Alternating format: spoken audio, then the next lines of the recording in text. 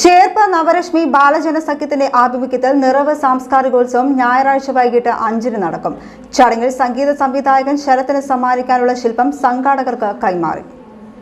നവരശ്മി ബാലജന സഖ്യത്തിന്റെ 27ാം വാർഷികാഘോഷത്തിന്റെ ഭാഗമായി ചേർപ്പ് മഹാത്മാ മൈതാനിയിലാണ് നിറവ് സാംസ്കാരികോത്സവം നടക്കുക.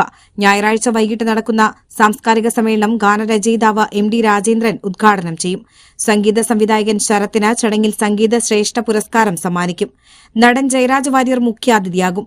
വിവിധ മേഖലകളിൽ മികവ് തെളിയിച്ച പ്രതിഭകളെ ആദരിക്കൽ, കാരുണ്യ ഫണ്ട് വിതരണം, ഋതുഭേദകൽപ്പന, സംഗീത നിശ എന്നിവ ചടങ്ങിൽ നടക്കും.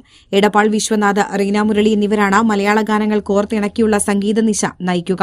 സമാദരണത്തോടനുബന്ധിച്ച് സംഗീത സംവിധായകൻ ശരത്തിന് നൽകാനുള്ള ശില്പം സംഘാടകർ ഏറ്റുവാങ്ങി. മണികണ്ഠൻ കിഴക്കൂട്ടാണ് ശില്പം രൂപകൽപ്പന ചെയ്തത്.